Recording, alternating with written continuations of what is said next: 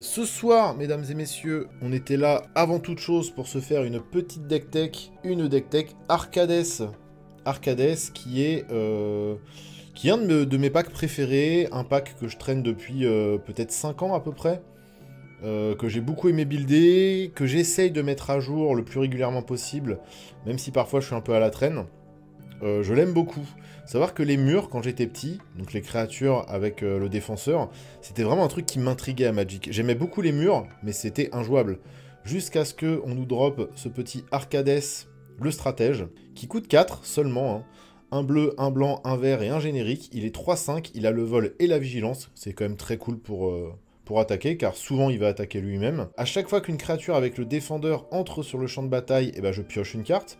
C'est pour ça que dans le deck, vous verrez, j'ai pas énormément de piocheurs, parce que même si je suis du coup très commandant dépendant, eh ben, il se trouve qu'il nous fait piocher une bonne dizaine de cartes par partie. Parce que d'ailleurs qu'on a plein de petits murs, on a même des murs gratuits, donc une fois qu'il est sur le board, eh ben, on va piocher beaucoup de fois par tour. Et bien évidemment, sa capacité principale, c'est qu'à chaque fois qu'une créature assigne des combats de damage, eh ben, elle les inflige avec le Q. Donc elle les inflige pas avec sa force, elle les inflige avec sa défense, sa résistance. Ce qui est quand même très cool. Voilà. Évidemment, elle perd le défendeur, c'est-à-dire que tous vos murs peuvent attaquer. Donc il anime les murs, tel le magicien qu'il est. Un bien vilain ver de terre. Tu parles de Arcades? C'est pas très cool de le traiter de ver de terre, tu sais qu'il peut se venger à tout moment. Hein. Donc Arcades, le stratège, un commandant que j'ai peut-être tendance à moins jouer depuis quelques années maintenant, parce que c'est vrai que je l'ai pas mal saigné, mais je le ressors de temps en temps, parce qu'il fait partie de mes main commandants, que j'aime ressortir de temps en temps, que j'aime mettre à jour. Je trouve que son effet est trop chouette. Il n'y a pas tant de cartes que ça hein, qui permettent justement d'animer les murs, il n'y a pas tant de commandants qui permettent de jouer avec les murs.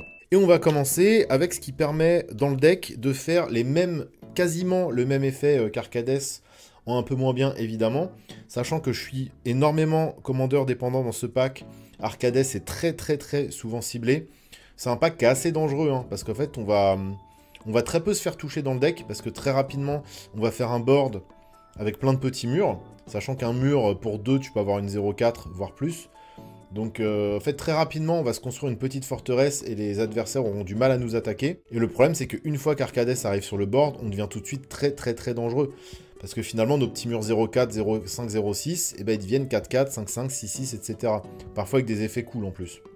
Sans parler du fait que Arcades va nous faire beaucoup piocher. Donc ça les adversaires le savent, donc ils vont très souvent essayer de fumer Arcades. Hein, parce qu'il faut admettre qu'il est quand même très fort. Et donc on a une petite alerte rouge dans le deck, qui est pas du tout rouge, hein, elle est blanche et bleue, plus un générique. Et c'est un enchantement qui dit que nos créatures vont assigner leur damage avec le Q, encore une fois. Donc avec le Toughness, et pas avec le Power. Et en plus de ça, elle perd le Defender. Donc en fait, pour l'instant, elle fait exactement comme Arcades, sauf que ça fait pas piocher. Et le petit effet qui se coule en plus, qui est quand même sympathique, c'est que pour 4 mana, on peut détaper une créature. Ça arrive très rarement, mais dans certaines situations, ça peut nous sauver. Généralement, c'est une carte que j'aime pas trop avoir en main, et surtout en début de game, parce qu'en fait, j'en ai pas forcément besoin, parce que bon, généralement, tour 3, tour 4, je vais appeler mon Arcades, et puis après, je vais commencer à faire des trucs. C'est généralement un peu après que mon Arcades va se faire gérer, mais ça peut aider parfois. Voilà, mais c'est vrai que généralement... En fait, j'ai eu un souci avec cette carte, c'est que quand je me fais fumer Arcades, elle est jamais là pour venir me sauver. Genre quand mon Arcades coûte 8 par exemple, voire plus, parce qu'il s'est fait gérer 2, 3, 4 fois, c'est à ce moment-là que j'aimerais avoir High Alert en main, et je la vois jamais. Par contre, quand je suis bien dans la game, que j'ai de quoi me protéger mon Arcades en main, mon alerte rouge me colle à la main. Et ça, c'est un peu chiant, je dois avouer. Mais bon, elle est quand même assez importante dans le pack, je pense que stratégiquement, c'est intéressant de la laisser. Et on a une deuxième carte, qui fait un effet quasi similaire, c'est Assault Formation, c'est toujours un enchantement, il coûte que 2 cette fois, il est mono vert, et chaque créature que je contrôle, encore une fois, va assigner les dégâts avec sa défense et pas avec sa force. Par contre, c'est un peu plus compliqué là pour animer les murs, parce qu'il va falloir payer un vert. Alors ce qui est cool, c'est qu'il n'y a pas besoin de l'engager, donc on va pouvoir payer un vert autant de fois qu'on veut, pour que la créature ciblée avec le Defender puisse attaquer comme si elle n'avait pas le Defender. Autre petit effet qui se coule plutôt sympa, et c'est pour ça qu'on est quand même content d'avoir ces cartes, parce qu'il y a quand même des petits effets en plus, autres que uniquement attaquer avec le Q. Ce qui fait que Assault Formation, même si Arcades est là et qu'il est protégé, ça peut être intéressant de l'avoir. Et c'est que pour 3, toutes nos créatures vont gagner plus 0, plus 1. Et comme je rappelle qu'on tape avec le cul, et plus 0, plus 1 à tout le board, si qu'on le paye 2-3 fois, cet effet, ça peut faire très mal. Ça peut presque être un finisher si on a beaucoup de mana disponible. Donc voilà, et j'ai que 2 cartes qui permettent de remplacer un peu Arcades.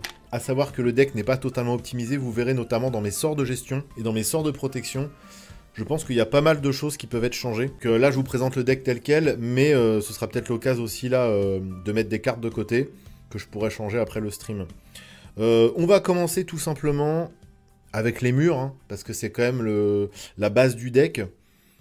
Il y a une petite trentaine de murs, je dirais une grosse vingtaine, petite trentaine. Donc ça, c'est un ajout assez récent, évidemment, la Crystal Barricade, que je n'ai jamais pu tester pour le moment. C'est très très fort. Donc pour 2, dont un blanc, c'est une 0-4 avec le Defender, et qui me donne l'exproof. Ça veut dire qu'on ne peut plus me cibler moi, en tant que joueur. Ce qui est quand même balèze. Et on va prévenir tous les non-combat damage qui devraient être infligés aux créatures que je contrôle.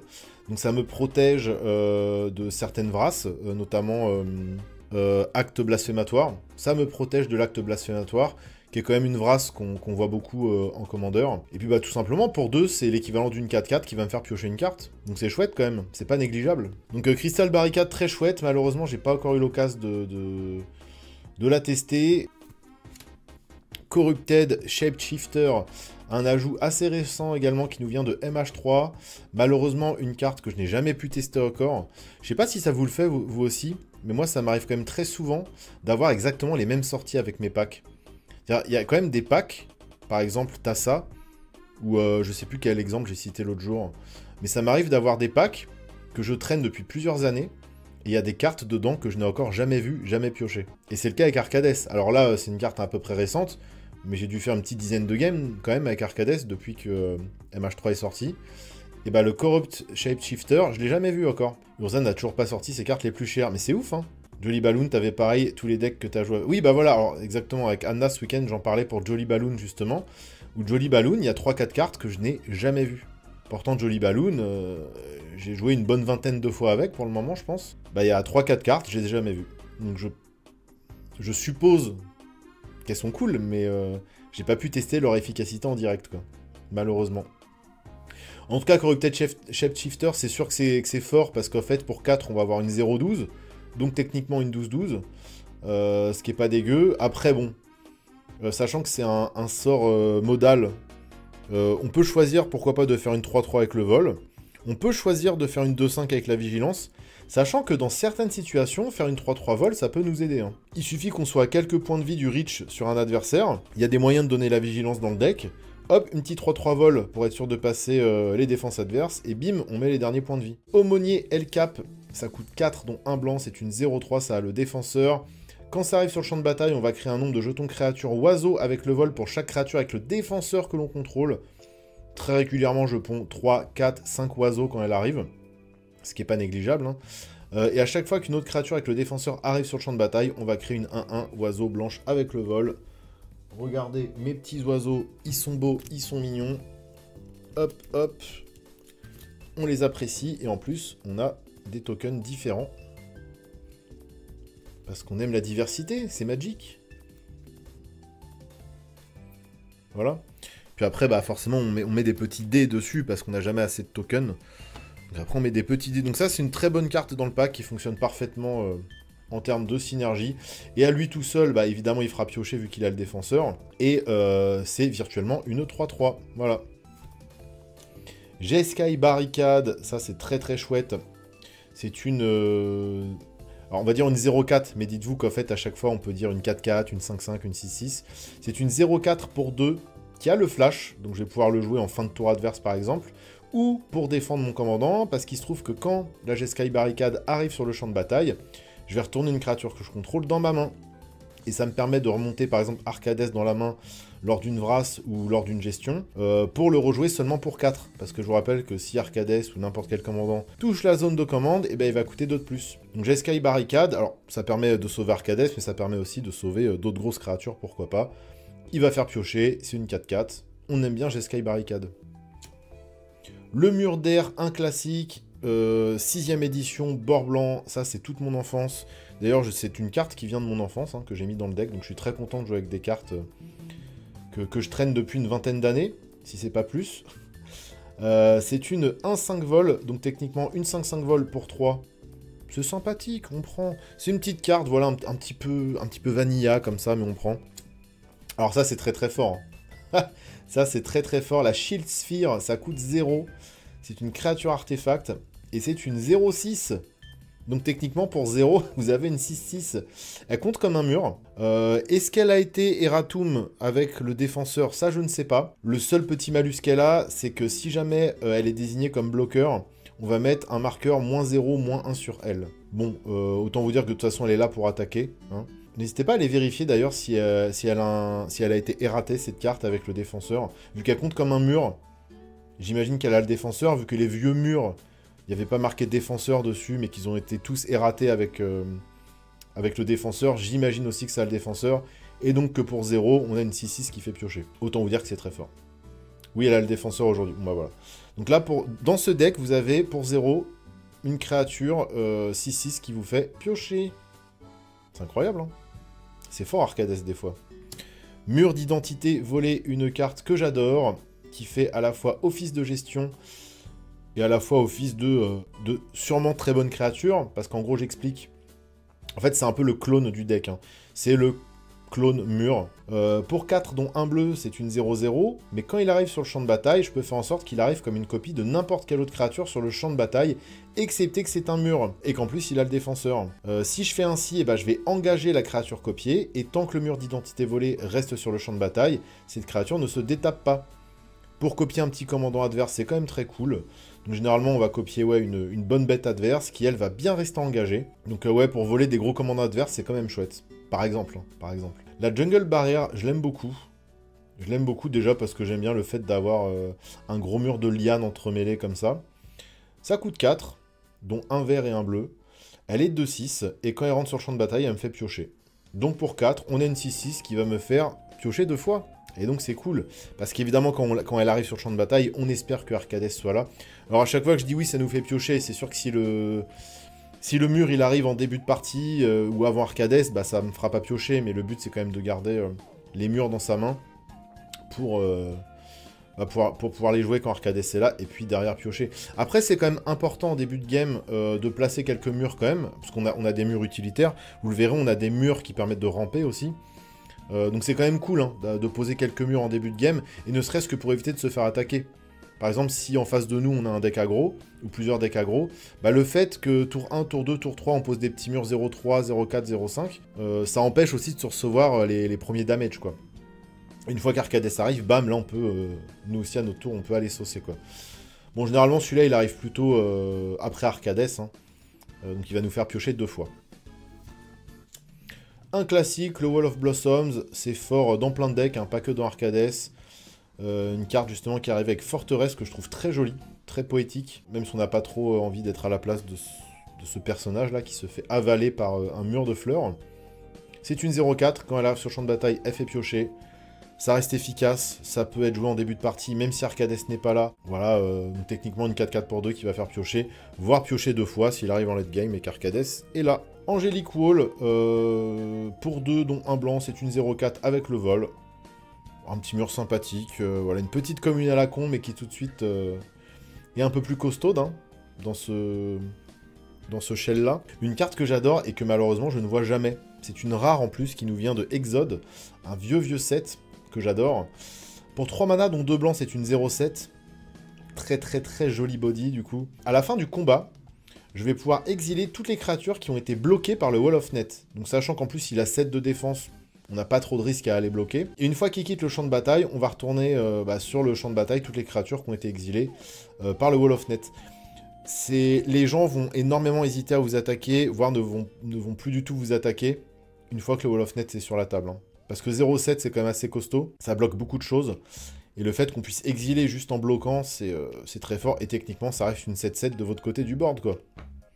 C'est débilement fort. Bah ouais, mais je la sors jamais. Ça, c'est le genre de carte. Alors, ça m'est déjà arrivé peut-être de la cast, allez, 2 fois grand max. Sachant que le deck, je le joue depuis 5 ans quand même, quoi. Mais bon, c'est comme ça. Sunscape Familiar, c'est une carte que j'adore. D'ailleurs, ça aurait dû aller dans les cartes de rampe. On reviendra dessus après, c'est une carte de rampe, ça. Wall of Junk, encore une fois, énorme body, une créature artefact qui coûte 2. Et c'est une 0,7, mesdames et messieurs. Voilà. Sachant que à la fin du combat, elle retourne dans ma main. Mais c'est pas grave qu'elle retourne dans notre main, parce que ça veut dire qu'elle nous refera piocher, si Arcades est là. Donc ça se fait uniquement si elle bloque. Hein. Si elle est amenée à bloquer, à la fin du combat, on la retourne dans notre main. Mais c'est pas grave, parce qu'elle est très forte, donc elle va bloquer. Elle va nous éviter de prendre une fessée. Et puis bah ça revient dans la main, derrière on la rejoue, et bah on pioche. Donc c'est cool. Ouais bah ton coma je vais l'exiler. Ton deck Trump? Ah les murs, ok je l'ai. Alors moi je suis désolé, j'en ai marre en fait que les Valdaken envahissent Dominaria. Pourquoi ils restent pas en Valdakani les Valdaken en fait? Donc moi je construis des murs, voilà. Encore une carte que j'aime beaucoup, qui paye pas de mine, mais bon sang que c'est fort. Wall of Denial, ça coûte 3, dont un blanc, un bleu, un body de 8-8, avec le vol, s'il vous plaît, mesdames et messieurs, et qui en plus de ça a le Shroud. C'est-à-dire que personne ne peut la cibler, ni moi d'ailleurs. Donc c'est un peu moins fort que la défense talismanique, mais en soi, j'aurais pas spécialement envie de cibler mon Wall of Denial, hein, une fois qu'il est là. Donc ouais, c'est extrêmement fort. Pareil, je la vois pas souvent. Vous savez que c'est une petite unco, hein. Mais que tout de suite, dans Arcades, ça a le power level d'une grosse mythique, quoi. Dès que ça touche à la tricolorité bante, et bah je dois avouer que je bande. J'arrête le stream ici. Allez hop, salut. Le Wall of Omens qui fait exactement la même chose que le mur de fleurs. C'est une 0,4 pour 2, sauf que là on est blanc, on n'est pas vert.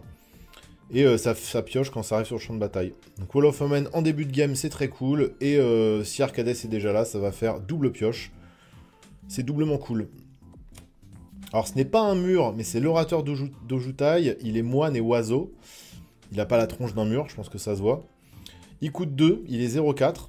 Il a le vol. Il a cependant le défenseur, même si c'est pas un mur. Donc il va pouvoir attaquer en tant que 4-4 vol, ce qui fait plaisir. Quand il arrive sur le champ de bataille, je peux révéler une carte de dragon de ma main. Ce qui n'arrivera pas. Je n'ai pas de dragon dans le deck, à part Arcades, qui n'a aucune raison d'être dans ma main. Quand il arrive sur le champ de bataille, si j'ai révélé une carte de dragon, ou si je contrôle un dragon, exemple Arcades, qui est un dragon, et bah qu'est-ce qui se passe? Je vais piocher. Tout simplement.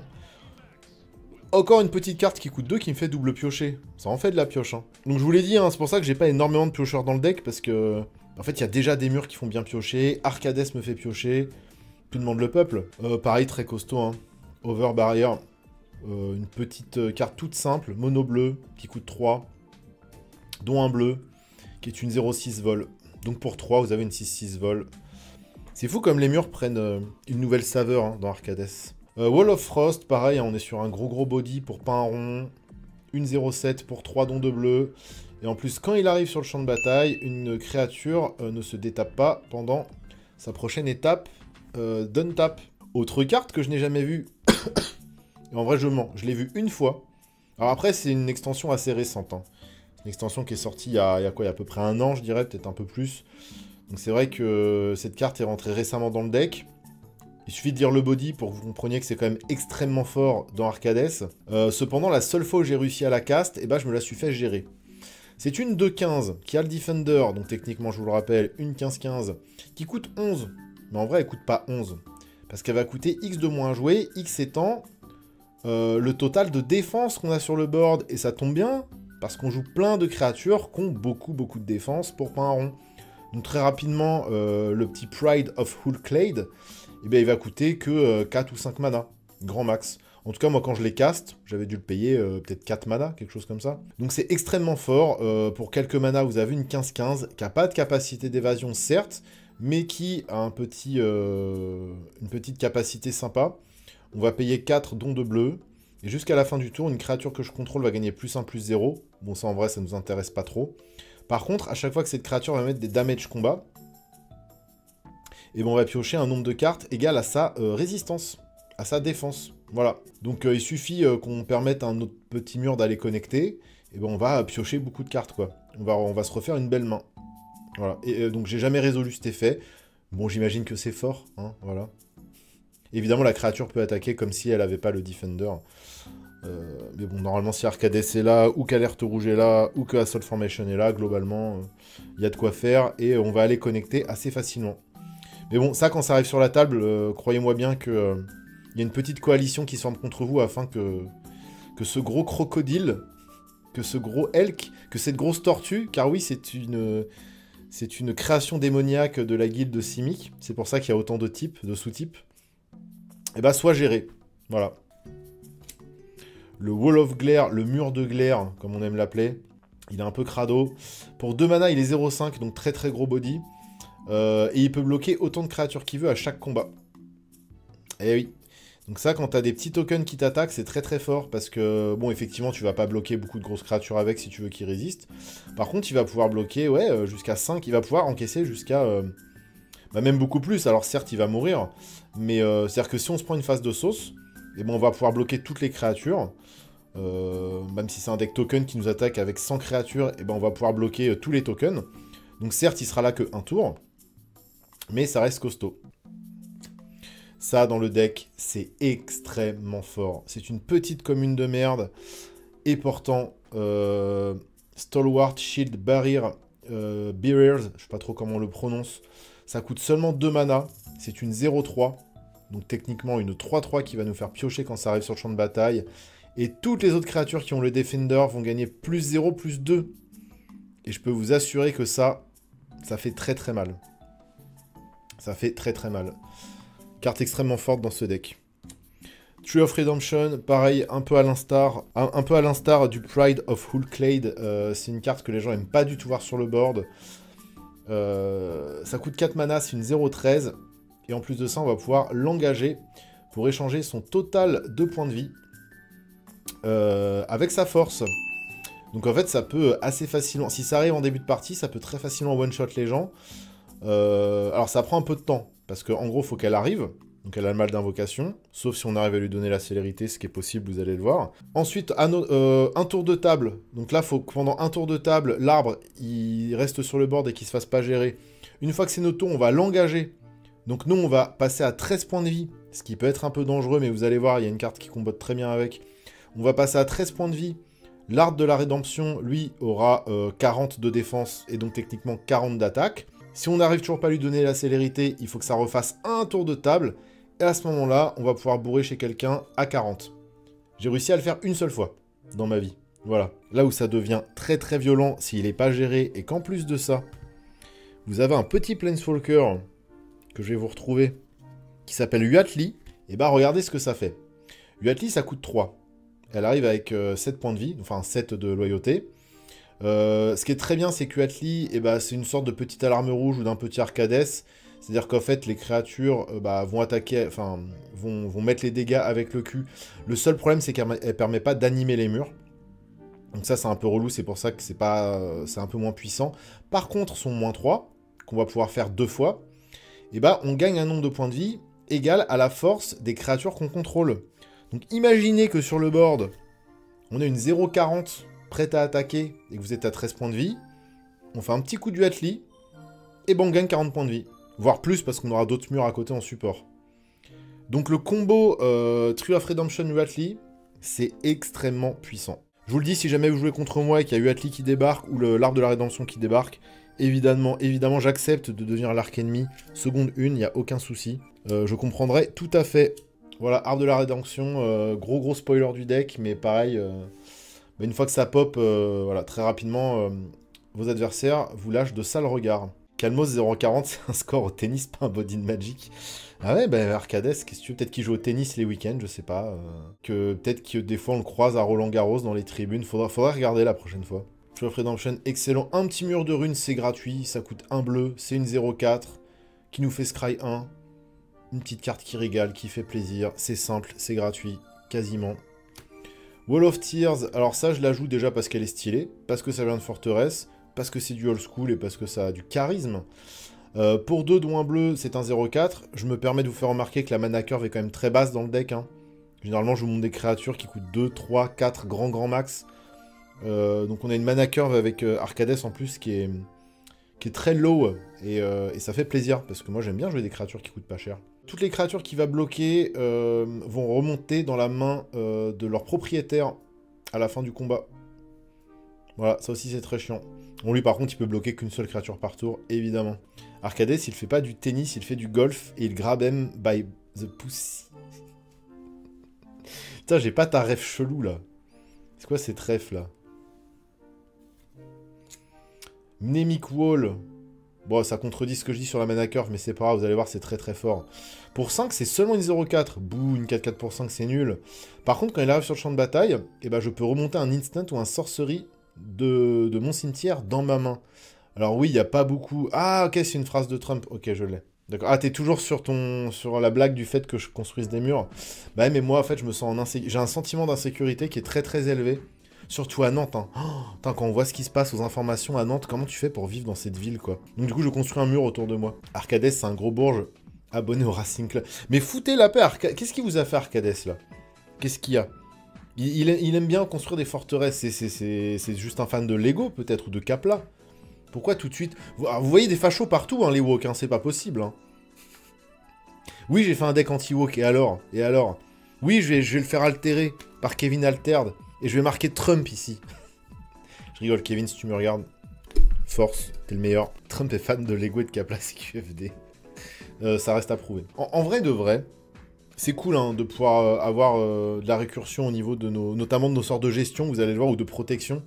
Mais ça fait partie des slots où j'ai un doute. J'ai un doute parce que je pense que y a mieux.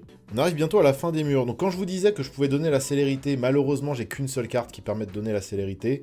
Et c'est le pont-levis d'assaut. Voilà, qui fait des chars, mais qui fait aussi des ponts-levis, comme vous le voyez là. Donc, pour 2, c'est une 0,4 avec le Defensor, et je peux l'engager pour donner la célérité à mes créatures. Voilà, ça peut surprendre, ça a déjà fait un petit effet de surprise sur certains de mes adversaires. Je pense que c'est important d'avoir ça dans le deck. Malheureusement, j'ai pas trop pu l'exploiter jusqu'à présent. Perimeter Captain, ça c'est plutôt balèze parce que pour seulement un blanc on a une 0,4. Quand j'ai une créature qui a le Defensor qui bloque, et ben je vais gagner 2 points de vie. Voilà. C'est pas dégueu, ça permet voilà, de mettre de la présence en début de game, ça permet de piocher au moins une carte quand Arcades est là. Ça peut faire des choses. Pareil, c'est pas le truc le plus fort du deck. Est-ce que je remplacerai pas par un outil de rampe? Est-ce que... D'ailleurs ouais, je pense que ça, je peux le remplacer par un outil de rampe, en vrai. Quand je le vois là. Je le mets de côté, j'y réfléchirai après.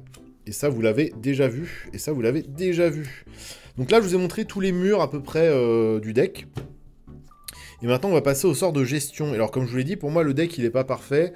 Le deck, il a beaucoup muté à travers les années. Et là, je me suis dit que j'allais peut-être l'améliorer, entre guillemets, une dernière fois. Et je pense qu'il y a beaucoup de... Il y a beaucoup de sorts de... Alors vous savez quoi, non, on va passer au sort de rampe, et justement, je pense que le deck n'a pas assez de rampe. Globalement, des sorts de rampe, j'en ai 3, 4, 5, 6, 7, c'est pas terrible, 7 sorts de rampe, j'aimerais bien pousser à 9. Donc il me faudrait 2 sorts de rampe supplémentaires. Après, ce qui est intéressant, c'est que mes sorts de rampe sont pile dans la thématique du deck, et donc synergisent parfaitement avec le reste des cartes. Est-ce que je trouverai d'autres sorts de rampe qui me permettent de synergiser autant? Je ne sais pas. Donc je vais voir. Mais on commence, comme je le disais tout à l'heure, avec le Sunscape Familiar. C'est une 0,3 pour 2. Et ce qui est très cool, c'est que les sorts verts et les sorts bleus vont coûter 1 de moins à lancer. Et ça tombe bien parce qu'on est dans la couleur Bant. Et donc lui, il est blanc. Il permet aux sorts verts et aux sorts bleus de coûter moins cher. C'est un mur. Alors là, c'est parfait. Là, on est vraiment sur de la rampe. Enfin, c'est pas véritablement de la rampe, c'est juste que ça réduit des coûts de mana. Mais je pense qu'on peut pas faire mieux. Voilà, ça c'est un de mes meilleurs outils de rampe dans ce deck. En plus, l'illustration est magnifique, ça nous vient de Plane Shift. Une extension que j'ai dans mon Kukuru. Que demande le peuple? Que demande le peuple? Overground in Battlement. C'est toujours un mur, ça coûte seulement 2, c'est une 0,4. Je peux l'engager pour faire un mana vert pour chaque créature avec le Defender que je contrôle. Donc c'est-à-dire au moins un mana vert, sachant qu'elle se compte elle-même. Donc ça peut très facilement faire 2, 3, 4 mana dès le début de partie. Pareil, très très bel outil de rampe qui rentre parfaitement dans Arcades. Sylvan, Cariatide, pareil, une 0,3 pour 2. C'est un peu chiant qu'elle coûte pas 1, mais bon, c'est pas, on va pas se plaindre. En plus, elle a l'ex-proof, donc elle pourra pas, elle se fera difficilement gérer. Je peux l'engager pour faire un mana de la couleur de mon choix. Voilà. Et ça reste quand même une rare, parce qu'une carte quand même qui permet de faire ça, bah, même en dehors de Arcades, c'est pas dégueu. Hein. Je veux dire, un petit dork qui fait du mana de la couleur de ton choix et qui peut pas être ciblé par les adversaires, c'est quand même chouette. Hein. On va pas se mentir. Et toujours dans la thématique des murs, une Vine Treillis, ça coûte 2, c'est une 0-4. Globalement, quand ça coûte 2, ça a 4 de défense. Hein. Ça permet ensuite d'avoir plein de 4-4 sur le board. Et je peux l'engager pour faire un mana vert dans ma poule. Voilà, masque de Mercadia, pareil, on est dans du old school. Ça rentre parfaitement dans le deck, ça rampe, on est content. Wall of Fruit, et cette fois pour 2, on a une 0,5. Alors elle, pour faire du mana, il faut que je mette un marqueur -0, -1 sur elle. En plus, je peux le faire qu'une seule fois par tour. Je peux vous assurer quand même que ça sert énormément. Voilà, le fait de pouvoir avoir un mana vert disponible par tour, au moins 5 fois, parce qu'en gros c'est ça, elle a 5 de défense, donc on va pouvoir le faire au moins 5 fois. Bah, c'est trop bien, c'est trop bien. Avant-dernier outil de rampe du deck, c'est le Axebane Guardian. Lui, il coûte un peu plus cher, il coûte 3 et c'est une 0-3. Il a quand même le Defender, on est content. Et on va pouvoir l'engager pour ajouter X mana à la poule. X étant le nombre de créatures avec le Defender qu'on contrôle. Pareil, c'est extrêmement fort. Donc lui-même, il se compte dans l'eau. Hein. Donc pareil, très rapidement, il va faire 2, 3, 4 mana par tour. C'est très très fort. Et alors là, allez, un petit Arcane Signet. Oui, j'ai pas mis le Sol Ring parce que maintenant j'évite de mettre Sol Ring dans mes packs. On évite d'être un bandeur de fast mana pour faire des parties le plus fair possible. Par contre, je me suis permis un petit Arcane Signet parce que ça coûte 2. Voilà, ça fait le petit mana classique, bon. Et je pense qu'une ou deux cartes de rampe en plus, bah, ce serait pas dégueu dans le deck. Un petit Sol Ring, par exemple, hein. Je déconne.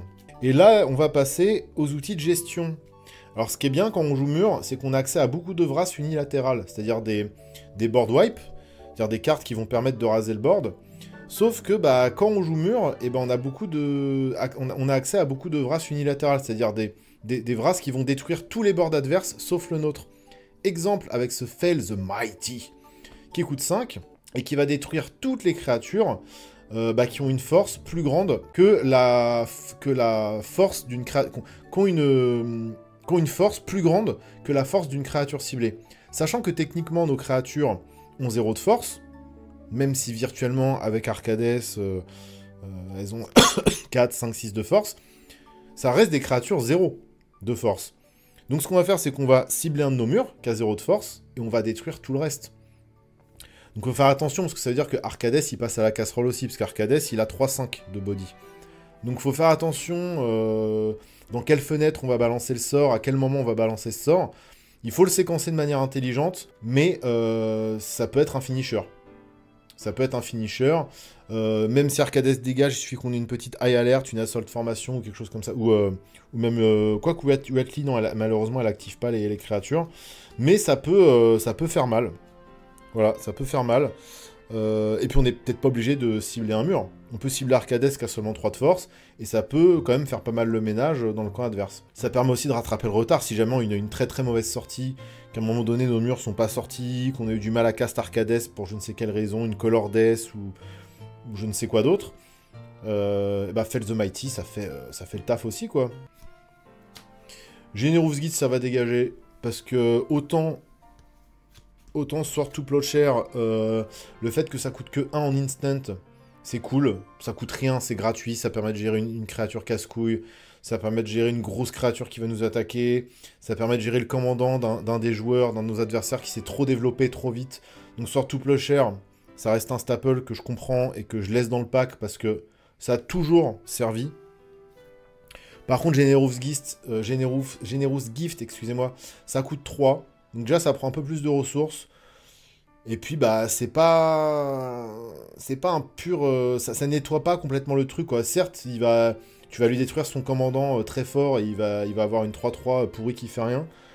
Mais Generous Gift, en fait, à chaque fois que je l'ai eu dans les mains, ou que j'ai eu à le caster, ça me coûtait 3, c'était chiant. Finalement, c'est... Parce qu'en fait, ça me servait pas spécialement moi, c'est-à-dire que ça servait aussi 2 autres de mes adversaires qui, eux, n'avaient rien eu à faire. Je veux bien me sacrifier et faire de la gestion quand ça me coûte 1 mana ou quand c'est une Vras et que ça va avoir un vrai effet sur le board. Generous Gift, c'est une carte que j'aime de moins en moins parce qu'elle est de moins en moins feel good quand je la joue. Voilà, j'aime plus trop Generous Gift, c'est plus mon... Je pense qu'il y a mieux. Je pense que je peux trouver mieux pour faire de la gestion qui me servirait vraiment moi, ou tout simplement par la remplacer par une carte qui synergise avec le deck, tout simplement. Donc Generous Gift, pareil, ça fait partie des cartes qui à un moment donné vont bouger. Massacrer l'effort, peut-être la meilleure Vrasse du pack par contre, parce que là elle est vraiment unilatérale pour le coup, contrairement à Fate the Mighty qui peut m'avoir sur Arcades. Ça coûte seulement 3, dont 2 blancs, donc déjà c'est moins cher qu'une Vrasse moyenne. Chaque joueur va choisir des créatures avec une force totale inférieure ou égale à 4. C'est-à-dire que de mon côté du board, je peux tout garder. Sachant que Arcades, il a 3 de force. Mes murs, ils ont 0 de force. Donc de mon côté du board, je vais tout garder. Par contre, mes adversaires, eh ben, ils vont quasiment plus rien avoir. Ils vont garder des petits tokens. Ils vont garder 4 petits tokens 1-1. Je m'en fous. Ils vont peut-être garder uniquement leur commandant, qui a 4 de force. Mais bon, s'ils ont mis des marqueurs dessus... Donc ça, en plus, contre les decks marqueurs, c'est vénère, parce que... Ou alors les decks tokens qui peuvent se booster les uns les autres, pareil, ça, c'est une horreur. Hein. Parce que le fait d'avoir pump tes créatures, bah en fait, ça... Avec Massacrer les forts, c'est pire, quoi. C'est pire parce que tu vas vraiment rien garder. Donc Massacrer les forts, extrêmement fort. Wincon quasiment dans le deck si j'ai un peu de board et qu'on est en late game. Voilà. La meilleure Vrasse du pack, hein, clairement. Dusk Down, pas dégueu, hein, parce qu'en fait, on a quand même une Vrasse sur un côté. Donc on va... D'ailleurs, on est obligé de jouer d'abord le côté Vrasse, parce que ce côté-là, on peut le jouer que quand c'est au cimetière. Ça, c'est une mécanique de Amonkhet. C'est-à-dire qu'on doit d'abord jouer ce côté-là, et une fois que la carte est au cimetière, hop, on va pouvoir jouer ce côté-là. Et les deux côtés sont intéressants, même si évidemment c'est le côté Dusk qui est le plus intéressant. On va détruire toutes les créatures qui ont 3 de force ou plus. Encore une fois, c'est chiant pour moi Arcades. D'ailleurs, je vais peut-être virer une des deux Vrasses, parce que c'est vrai que, sachant que je suis commandeur dépendant, c'est important qu'Arcades reste sur le board. Mais bref, du coup, nos murs vont rester. Alors, ce qui peut être intéressant aussi, c'est de poser plein de murs. Et avant de jouer Arcades, eh ben, on fait un petit Dusk, pour cleaner un peu, et ensuite on appelle Arcades. Dans ce sens-là, ça peut être intéressant. Et de l'autre côté, c'est cool, parce que son Aftermath, ça veut dire qu'on retourne toutes les créatures du cimetière qui ont 2 ou moins de force dans la main. Et ça tombe bien, parce que bah, tous nos murs, eh bah, ils ont 0 de force. Donc ça, c'est d'un côté la Vrasse, et d'un côté la récursion du cimetière. Enfin, récursion, ça remonte dans la main. Après, ça ne nous dérange pas, parce que si Arcades est là, bah, on va repiocher beaucoup, on va se refaire une main. Donc ça, c'est une carte très intéressante, et une carte que je n'ai jamais jouée dans le deck. Alors qu'elle était là dès le début. C'est fou, hein. Adjointe aux détentions, alors aucune synergie avec le deck, mais c'est un sort, en fait quand j'ai accès à ces couleurs-là, quand j'ai accès à Azorius, j'aime bien dans mes packs jouer Adjointe aux détentions, parce qu'il y aura forcément quelqu'un autour de la table qui va jouer avec des tokens, et en fait ça va lui raser son board. Pour 3, dont un blanc, un bleu, c'est une 1-3, quand elle arrive sur le champ de bataille, on va exiler un permanent non terrain ciblé qu'un adversaire contrôle, et tous les autres permanents non terrain que ce joueur contrôle ayant le même nom, jusqu'à ce que l'adjointe aux détentions quitte le champ de bataille. Le truc, c'est que la plupart du temps, on va cibler un token, donc les tokens vont être exilés, et quand bien même l'adjointe quitte le champ de bataille, les tokens ne pourront pas revenir. Parce que je vous rappelle qu'une fois qu'un token quitte le champ de bataille, il est exilé définitivement, il ne pourra pas revenir. On va peut-être pouvoir de temps en temps, une fois sur 3 à 4, gérer un commandant, gérer une grosse bête, bon voilà. Mais c'est pas là que c'est le plus intéressant. Le plus intéressant, c'est de cibler le mec qui joue token en face. Alors ça arrive pas tout le temps, mais généralement, sur une table de 4 joueurs, bon bah... T'as toujours un mec qui joue token, qui va se développer très vite. Tu lui mets une petite adjointe aux détentions dans les dents, bah je peux vous dire qu'il fait la gueule. C'est pas la carte la plus stratégique, c'est pas la carte la plus opti dans le deck. Potentiellement c'est un slot qui pourra changer, mais je l'aime bien l'avoir l'adjointe aux détentions. Elle fait le taf. Et là on va passer au sort de protection. Et pareil, ça fait partie... Dans ce deck, ça fait peut-être partie des choses que je vais avoir envie de revoir un de ces 4. Parce que bah, j'en ai beaucoup des sorts de protection et j'en ai même peut-être un peu trop. Et ça, c'est le problème de mes traumas que j'ai à Magic, c'est-à-dire que moi, je suis un gros joueur de créatures, j'aime beaucoup faire des decks créatures, généralement des decks mid-range, voire token, ça peut m'arriver, mais surtout mid-range. Et le souci, c'est que bah, je me prends régulièrement des Vrasses dans la gueule. Et j'ai tellement été trauma par ça, parce que j'en ai ras-le-bol de me prendre 2, 3, 4 Vrasses dans la game, et au final de ne pas pouvoir en revenir, parce que passer au-dessus d'une Vrasse, c'est faisable, 2 Vrasses, c'est jouable. Puis au bout d'un moment, bah, les ressources s'épuisent. Et donc j'ai blindé de cartes de protection, et en vrai, il y en a peut-être un peu trop. Donc on a Dawn Truth qui nous vient de Bloomburrow, donc une très jolie carte. Il n'y a rien à dire, hein. Magnifique illustration, magnifique frame. Qui va permettre, en instant pour 2 seulement, de rendre nos créatures inciblables, donc avec l'exproof. Et si jamais on fait un gift à notre adversaire, donc là le gift c'est une carte, donc c'est-à-dire qu'on va pouvoir permettre à un adversaire de piocher, et ben on va également garder on va également avoir l'indestructible sur nos créatures. Donc pour 2 globalement, on va sauver notre board. Voilà. Alors sauf s'il y a un déluge toxique en face, voilà, c'est casse-couille. Ça résiste pas non plus à une faille cyclonique, ce genre de choses. Ça protège pas de tout, mais ça protège de pas mal de choses.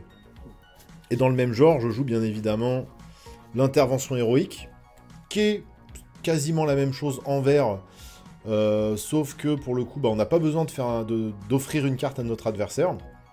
Mais bon, c'est quand même rassurant d'avoir une de ces cartes en main, hein. Croyez-moi. Et on a également une carte qui nous vient du set Doctor Who, qui est à peu près la même chose. Et en fait, ça pareil, ça fait partie des cartes dont je vais peut-être me débarrasser. Si je dois me débarrasser d'une protection, ce sera sûrement celle-là. Parce que, pareil, ça va donner indestructible et hexproof à notre board, mais également au board adverse. Donc c'est relou en fait. C'est relou parce que nous, on a envie de pouvoir se défendre de manière unilatérale et pas de sauver le cul de nos adversaires en cas de vras, quoi. Ils avaient qu'à penser eux-mêmes à mettre des sorts de protection, hein. Non mais oh. Donc ça va dégager, je pense. Et oui, en plus de ça, ça donne le hexproof aux joueurs. Et les joueurs ne peuvent pas perdre ou gagner la partie ce tour-ci. Ils peuvent pas perdre de points de vie. Bon, en fait, ça lock le truc pendant un tour, mais c'est pas... En fait, c'est pas si intéressant. Donc je vais mettre de côté. Un classique, les jambières d'éclair, ça c'est pour Arcades, hein. Ça permet aussi... Alors je disais qu'il y avait qu'un seul moyen de donner la célérité, c'est faux. J'avais oublié le staple basique, les jambières d'éclair. Voilà. On aime bien les avoir en début de game, mais moi ça n'arrive jamais, parce que je suis qu'un pauvre petit malheureux. Et derrière, une Mother of Runes, parce que... Mother of Runes... Parce que c'est trop fort en fait, ça donne à une créature que l'on contrôle la protection contre la couleur de notre choix. Donc ça c'est très très bien pour protéger Arcades, et comme je vous l'ai dit, on est tellement Arcades dépendant. C'est vraiment cool de l'avoir, sachant que derrière, elle peut se protéger elle-même. Donc globalement, va falloir qu'elle s'engage déjà une fois pour ensuite qu'on puisse la cibler. Enfin c'est assez chiant en fait. C'est assez chiant, ou alors ça veut dire que en réponse d'un sort je vais l'engager, et derrière sur la pile, va falloir qu'un deuxième adversaire cible mon Arcades pour le détruire ou l'exiler ou je ne sais quoi. C'est cool, ça peut permettre, pourquoi pas, de passer aussi les défenses, parce que je vous rappelle qu'une créature qui a la protection contre une couleur ne peut pas être bloquée par les créatures qui ont cette couleur dans leur identité de couleur. Donc non, Mother of Runes c'est trop fort. Et dire qu'à l'époque c'était qu'une simple petite unco, et puis c'est presque un petit staple, aujourd'hui ça doit valoir quelques ronds ça. Interlude inquiétante, alors ça dans certains cas c'est peut-être mon meilleur sort de protection. En réponse à une Vras, moi pour 3, je vais exiler toutes les créatures que je contrôle et les remettre sur le champ de bataille à la fin du tour en cours. Ce qui veut dire que si j'ai Arcades et quelques murs, je vais me refaire une main. Donc non seulement j'ai un adversaire qui a craché sa Vras pour rien, parce qu'en fait moi je vais tout remonter dans la main, et à la fin du tour, je vais reposer toutes mes cartes, donc Arcades plus quelques murs, ce qui veut dire que Arcades... en fait, il va voir arriver les autres murs en même temps que lui, ce qui fait qu'il va piocher autant de cartes que de murs qui ont été posés. Donc, interlude inquiétante dans certains cas, c'est pas win-con, mais supposons qu'on soit en late game et qu'il y a quelqu'un qui essaye de faire un petit reset en rasant la table, et moi, en fait, je vais me retrouver non seulement avec mon board plein et une main pleine aussi.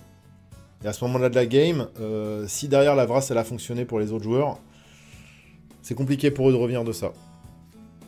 Et un petit chien de garde déterminé, on va dire c'est un bébé Mother of Runes. Non, quand même pas. Ça reste une 1-3 pour 1 Defenseur, donc ça rentre dans la synergie du deck, hein. Il va faire piocher, une petite 3-3 pour 1, vous avez capté. Mais en plus de ça, pour 1, je vais pouvoir le sacrifier et donner l'indestructible à une créature jusqu'à la fin du tour. Ça peut sauver Arcades. Voilà, pareil en cas de Vras, bam, le chien de garde déterminé va se sacrifier pour son maître. Alors vous pouvez le voir, là il est en bas de la tour, de la grande muraille.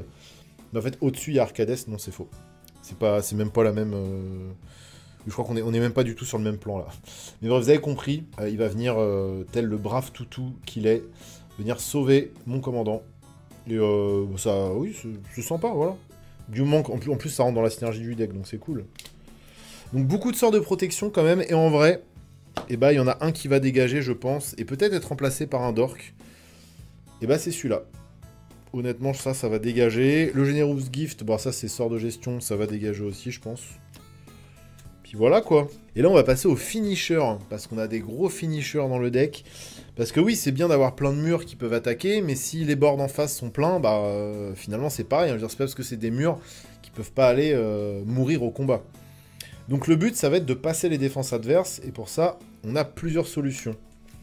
Et la solution la plus efficace, c'est de rendre nos murs imbloquables. Et pour ça, eh ben, y a plein de cartes qui existent. Venser, le séjourneur, qui m'a fait gagner plusieurs games, évidemment. C'est un Planeswalker, il n'y en a pas beaucoup dans le deck, mais il en fait partie. Il coûte 5, il arrive avec 3 de loyauté, ce qui n'est pas très fort. Par contre, bah, son -1 permet de rendre les créatures imbloquables ce tour-ci. Donc tout simplement, j'ai un board plein, je le pose pour 5, je fais son -1, mon board devient imbloquable, bam! On a au moins un joueur qui dégage. Ou ça va, si je suis en 1v1 en late game, et bah ça va finir l'adversaire. Venser, une fois que ça arrive, généralement, ça me fait gagner. Voilà. Alors dans certains cas, un adversaire aura la réponse pour que, avant que je déclenche son pouvoir, sa capacité, bah, il va être géré ou quoi.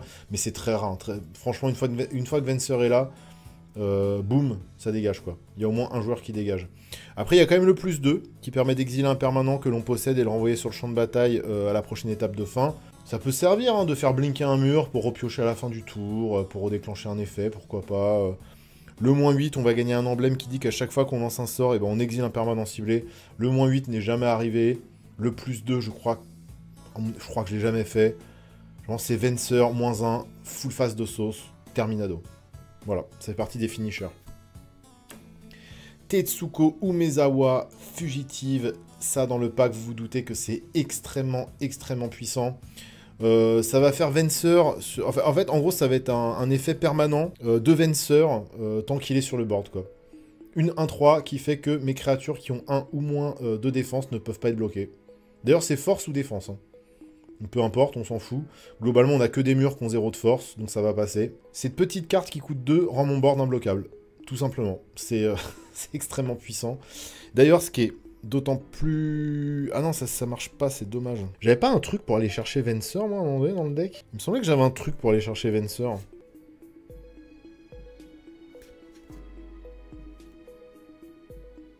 Ah bah si, c'est ça, pardon. Non, c'est pas les trucs qu'on transmet, c'est le Wargate, c'est ce que je cherchais. Donc Wargate, ça pareil, c'est cool, ça peut aller très vite, hein, parce qu'en fait, vous allez rapidement avoir un gros board, vu que les murs coûtent pas cher. Une fois que votre setup est en place, vous faites un Wargate pour X égale 2, donc pour 5 mana. Donc ça peut aller très vite, hein. Une fois que Arcades est là, tour d'après, ça peut aller très vite, déjà pour dégager ne serait-ce qu'un joueur. En fait, c'est un tuto, c'est assez fort, et c'est un peu sous-côté Wargate. En même temps, il y a 3 manas colorés dans le coup, donc c'est peut-être aussi... ça limite aussi le champ des possibles. Mais en gros, on va aller chercher dans notre bibliothèque un permanent qui coûte X ou moins, et le mettre directement sur le champ de bataille. Donc un Wargate à 2, bah, ça fait qu'on va chercher Tetsuko, il arrive sur le board, et bam. Voilà. Donc indirectement, c'est un peu comme si vous aviez 2 Tetsuko dans le deck. Et en fait, même Wargate, ce qui est cool, c'est qu'il va pouvoir aller chercher pas mal de cartes, quoi. Sachant que bah, vous l'avez vu... globalement, ma curve, elle est autour de 2, 2,5. Donc un Wargate à 2, un Wargate à 3, ça se fait assez facilement, quoi. Accès aux merveilles, alors c'est un peu plus compliqué. Alors ça m'a déjà fait gagner des games, hein, mais on va dire que c'est moins efficace, c'est moins direct qu'un Tetsuko ou qu'un Venser. Accès aux merveilles, ça coûte 2 bleus plus X. Et X, donc on va pouvoir payer X, et X créatures ciblées ne peuvent pas être bloquées ce tour-ci. Et jusqu'à la fin du tour, ces créatures gagnent. À chaque fois que cette créature inflige des blessures de combat à un joueur, vous piochez une carte. C'est-à-dire que tous vos murs qui vont connecter, bah, vous allez piocher. Et pareil, vous faites un X égale 6, 5, 6, 7.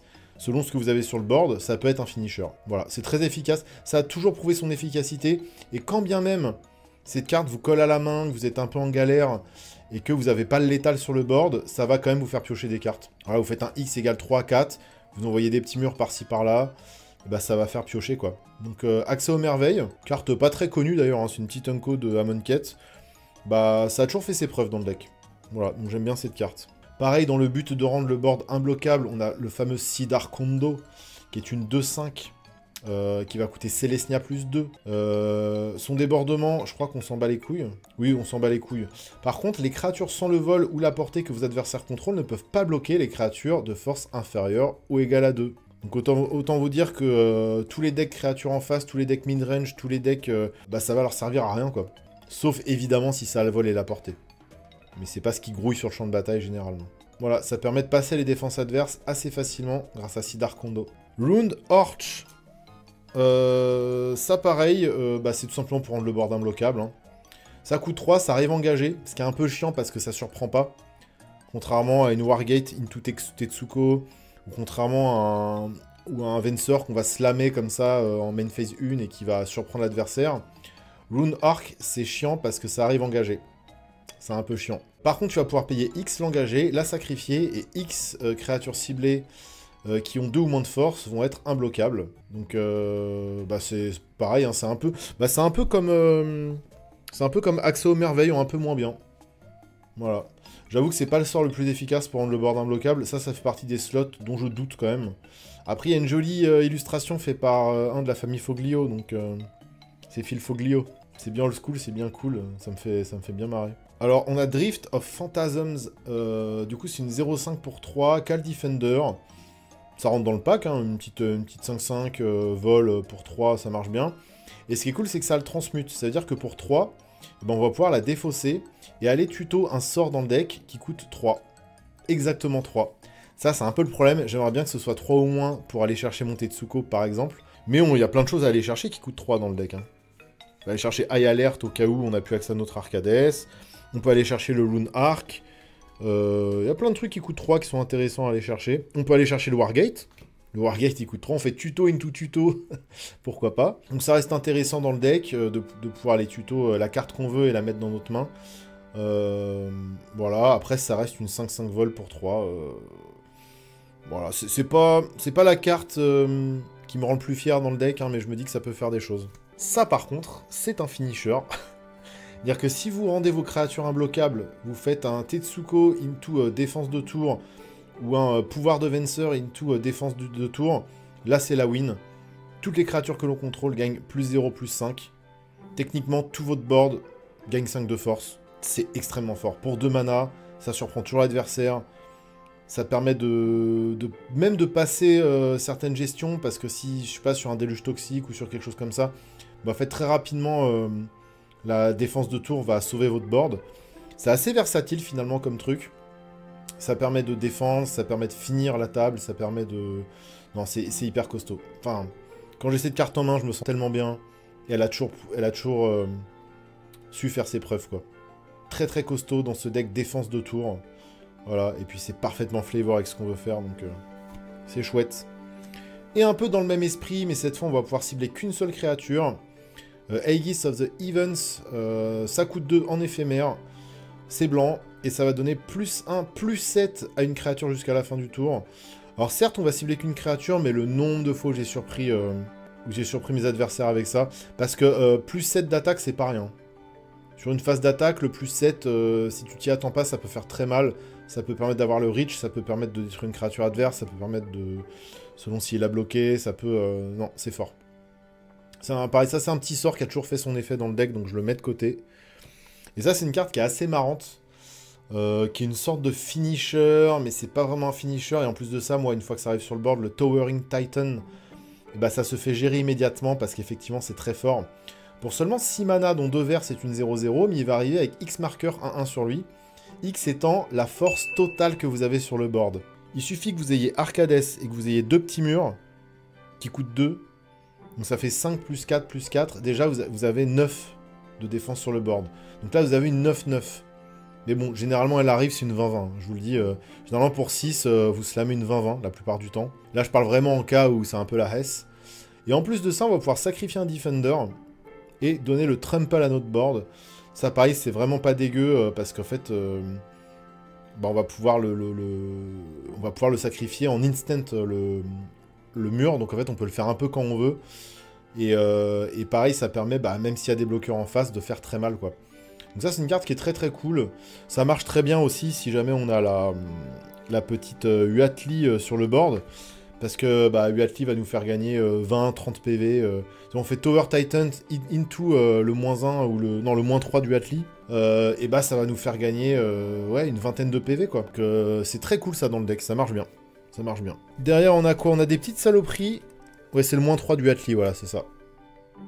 Que je vous ai déjà montré, et je vous ai montré le petit combo aussi avec l'arbre, qui fonctionne bien. Et on va finir, alors après il y aura la mana base, mais la mana base, vous verrez, est très classique. Après j'ai des landes qui sont cool, donc je vais vous les montrer. La Mixstone, ça c'est juste pour bien casser les couilles. Toutes les créatures qui ont 2 ou plus de force ne vont plus se détaper pendant les phases d'untap. Donc sachant que mon Arcades, en plus, il a la vigilance, et que c'est le seul qui est à peu près costaud dans le deck, bah autant vous dire que ça fait très mal.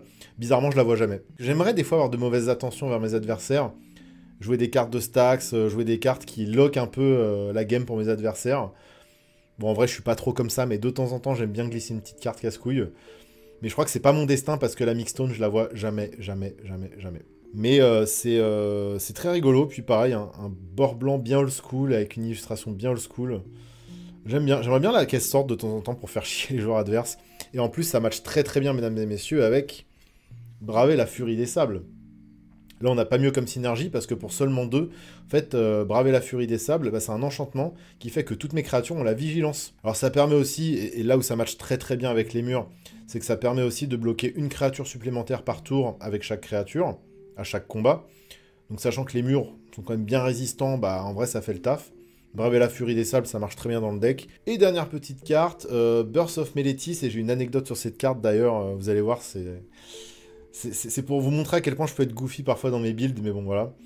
Ça coûte seulement 2, c'est une petite saga qui va arriver, qui va aller faire tuto une plaine, qui va arriver bah, dans la main. Donc voilà, ça permet de piocher son land, son petit basique, sa petite plaine, c'est déjà ça. Derrière, on va prendre une 0,4 mur, qui est juste ici. Alors ça, c'est un mur 0,3. Le mur 0,4, je ne l'ai pas trouvé, donc bah, j'ai juste marqué 0,4 en bas à droite. Mais en gros, ça va pondre ce petit mur. Et le troisième effet, on gagne 2 points de vie. Bon, en vrai, c'est un peu osef. Mais je trouve que pour 2 mana, c'est un petit sort qui fait plaisir. Voilà. On va tuto un land, on va prendre une 4-4. En plus de ça, si Arcades est là, bah, au moment où le token va pop, et bah, on va piocher. Donc non, c'est chouette. C'est chouette. Alors l'anecdote, c'est qu'en fait, moi, quand j'ai accès à des... Quand je joue 3 couleurs et que j'ai du coup accès à plein de landes, bah, j'ai tendance à mettre beaucoup de dual land. Ou de landes utilitaires, ou de... Enfin voilà, j'essaie vraiment d'éviter les basiques. Ce qui est très très con, parce que le nombre de fois où j'ai voulu résoudre le premier effet de Burst of Meletis et que je n'avais pas de plaine dans mon deck, dans ma bibliothèque, je pense que ça arrivait peut-être 3-4 fois déjà. Donc ça c'est bien naze, parce que quand tu te dis, bah ta carte qui est censée aller te tuto un land, et bah tu peux pas résoudre l'effet, enfin tu résous l'effet mais tu vas rien chercher du tout, parce qu'en fait t'as déjà pioché ta plaine, ou t'es déjà allé la chercher avec un fetch, et bah t'es comme un con. Et donc le nombre de fois où je me suis retrouvé comme un con à la table à faire le premier effet de Burst of Meletis et dire, bon bah, en fait j'ai rien à vous révéler parce que la plaine elle est déjà dans ma main. Donc depuis, et bah j'ai rajouté des basiques. Voilà, je crois que j'ai 2 plaines maintenant, j'ai 3 plaines. Voilà, je me suis mis 3 plaines. Alors mesdames et messieurs, je vais vous montrer mes basic lands, et je veux que vous me disiez dans le chat quel est le point commun parmi tous ces lands. Je vais vous les montrer, donc je vais montrer tous les basiques pour commencer. Et vous allez me dire si vous voyez un point commun. Celui-là est absolument magnifique, c'est un des plus beaux, une des plus belles plaines je trouve. Et alors vous allez me dire, voilà, pourquoi j'ai choisi particulièrement ces basiques. Alors à part celui-là, c'est juste parce que c'est une amie à moi qui l'a altéré et qu'il est magnifique. Mais celui-là, faut pas le prendre en compte. Celui-là, je le mets juste parce qu'il est magnifique et que c'est une magnifique altération et que les effets de lumière défoncent. Donc, oubliez ce land, mais regardez bien les autres. Et dites-moi, voilà. Donc là, on a fait le tour. Et alors, selon vous, pourquoi j'ai choisi ces illustrations précisément? Vous savez que je suis un gros fan de Flavor, que j'aime bien jouer des cartes qui me plaisent, que j'aime bien que tout soit cohérent. Est-ce que vous avez une petite idée?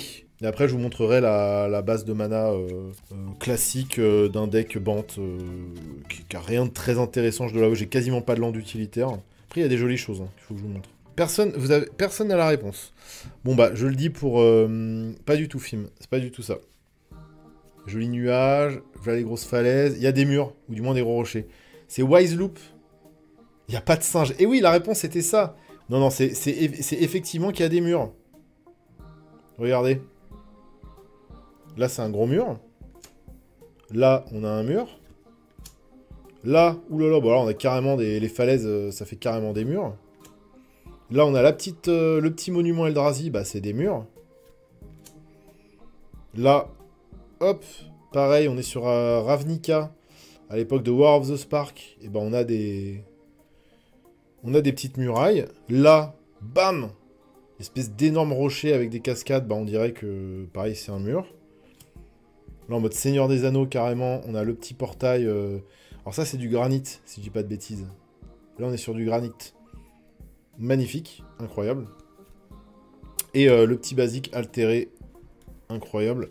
Et d'ailleurs, moi-même, j'ai altéré un land dans ce deck.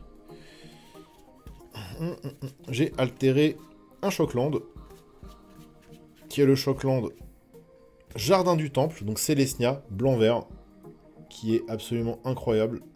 En tant qu'illustration de base, hein. Je dis pas que ma... J'ai justement choisi cette illustration parce que je la trouvais jolie et j'ai essayé un petit peu moi-même de l'altérer. Donc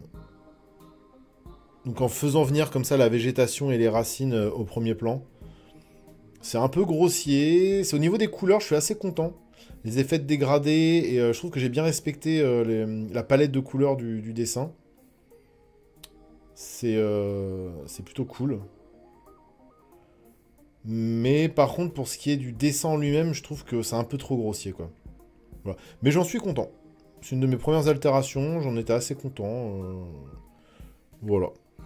Et derrière, bah écoutez, on a du bilan de classique, des trucs plus récents, des trucs plus anciens. Là, on a les Passway, évidemment. Tous les petits bilans de récents, là, qui font plaisir, qui matchent bien. Le Bosquet Sol Pétale, que j'ai enfin mis en français et pas en italien dans le deck.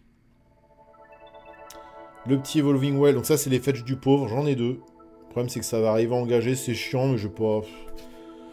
Ça coûte cher les mana base, hein. Parce qu'on a beaucoup de decks au bout d'un moment. La Beautiful Promenade, la Bountiful d'ailleurs Promenade qui va arriver untap évidemment en commandeur multi. Une magnifique expédition de la dernière extension sur Zendikar. J'hésite à mettre les Verge dans les decks tricolores. Bah en plus, ouais, en plus je vois que j'ai mis le verge, mais en plus c'est vrai que moi j'ai pas beaucoup de basiques dans le deck. J'ai combien de basiques dans le deck? 1, 2, 3, 4, 5, 6, 7, 8, ouais. C'est un peu limite, j'avoue j'ai mis les verges. En fait je les ai tout simplement remplacés. Alors, en fait j'ai remplacé justement des basiques par des verges en me disant, bah, en fait quoi qu'il arrive ce sera une plaine et potentiellement à un moment donné... Ça fera du mana bleu aussi, quoi. Après, il y a quelques fetch que j'ai pas encore ou qui sont dans d'autres decks. Enfin, le problème des mana basses, c'est que c'est obligatoire pour jouer et que c'est dans tous les decks et que ça coûte cher. Donc bah là, c'est vraiment le minimum syndical, quoi. Voilà. Après, voilà, remplacer une forêt par ça, j'ai envie de dire, je prends pas trop de risques, globalement. Fetch du pauvre. Bah voilà, en fetch... bah, je crois que j'ai les 3 fetch, quand même. Est-ce que j'ai les 3 fetch? Ah bah si, voilà. Il est là. Ah bah il y a le Flood and Strain en plus, c'est le... Bah je l'ai mis tout à l'heure, justement. J'ai mes 3 fetch. Donc ça, c'est cool. Tac. Bon bah pareil, un Shockland classique. Shockland classique. Rock Passage, dès que je joue créature, je le mets. Alors, le nombre de fois où ça m'a fait gagner, je veux dire, c'est pas négligeable, hein. Le nombre de fois où Rock Passage m'a fait gagner, quoique ça fait longtemps, mais... Dès que je joue créature, je mets. Voilà. Verge exotique en table de 4, ça marche. Les trilands... pareil, là, j'ai laissé la citadelle maritime. Il y a des trilands bien meilleurs maintenant, il y a ceux qui se recyclent. Il y a ceux qui permettent de surveiller. Pareil, hein, ça, c'est plus d'actualité, mais bon... Faudrait que je change ça, hein. Tour de commandement. Flooded Grove, les Filterland, je sais pas pourquoi les gens les jouent pas alors que c'est magnifique. Non seulement je trouve qu'esthétiquement, en termes d'illustration, je trouve qu'ils sont magnifiques les Filterland. Et en fait, ça ne risque rien parce que dans tous les cas, ça fait du mana incolore au pire. Je vois pas pourquoi les gens s'empêchent de jouer les Filterland dans leur deck. Je les vois jamais. Moi, je les adore. Irrigated Farmland, ça se recycle, pareil, c'est histoire de... Je déteste ces gens. Mais je comprends pas, en fait, pourquoi. Il y a quasiment aucun risque à les jouer. Je sais pas pourquoi les gens les aiment pas. Oh, la mer de nuages, incroyable. Je sais pas comment il... C'est quoi le petit surnom de ces landes qui arrivent d'étape quand tu joues... Quand tu joues en multi? Tout seul, ils font rien. Bah si, ils font du mana incolore. Ils font... Dans tous les cas, ils font du mana incolore. Et normalement, dans ton deck... bon, moi des landes qui font du mana strictement incolore, je dois en avoir peut-être 3 dans le pack. J'ai le passage, j'ai ça. Et je dois avoir peut-être un deuxième filter land, je sais pas. Souvent, ces landes m'ont posé souci quand je voulais garder du mana up. Ok. Bah c'est bizarre, parce qu'au pire, tu engages n'importe quel mana coloré que t'es sûr de pas avoir utilisé pour faire du mana coloré avec celui-là. Et puis tu gardes ton mana up. Enfin ouais, je sais pas. Après bon, j'ai pas... Moi, ils m'ont jamais posé problème. Vue de canopée, un faible passage, voilà, bon. Mais la mana base est très très classique, voire carrément optimisée. Non mais je comprends, Nel, je peux admettre,